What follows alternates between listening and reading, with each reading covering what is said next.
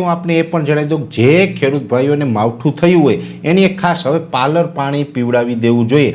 પાલર પાણી એટલે કે જે આપણે કૂવા અથવા તો બોરનું પાણી આપી દેવું જોઈએ, કેમ કે હવે જે આપણે માવઠું થયું હોય તો માવઠાને કારણે જે વરસાદ પડે ને એ જે પાણી હોય છે એકદમ ઠંડુ હોય છે, ત્યારે એ ઠંડુ પાણી છે, ઠંડુ પાણી આપણા જો ખેતી પાકો ઉપર પડે તો એની અંદર ફૂગ અને સુકારાનું પ્રમાણ વધી જતું હોય છે।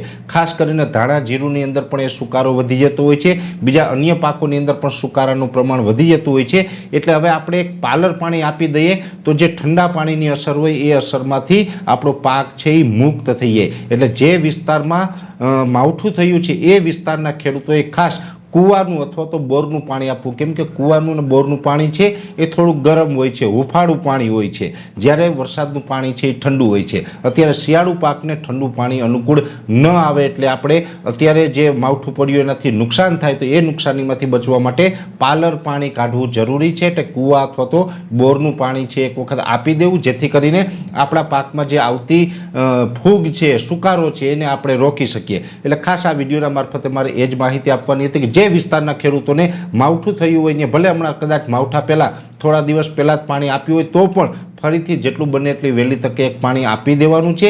અને બીજા વિસ્તારો છે કે જેમાં માવઠું નથી થયું એને રેગ્યુલર એની જમીન મુજબ જે સમયે પાણી આપતા હોય એ સમયે પાણી આપવું। બાકી ઠંડી છે અત્યારે નોર્મલ રહેવાની છે, પવનની ઝડપ પણ નોર્મલ રહેવાની છે, જેથી કરીને ઊંચાઈવાળા પાકમાં કદાચ આ અઠવાડિયાની અંદર પાણી આપવામાં આવશે તો ઊંચાઈવાળા પાકને ઢળી પડવાનો અથવા તો અન્ય કોઈ પ્રોબ્લેમ નહીં નડે।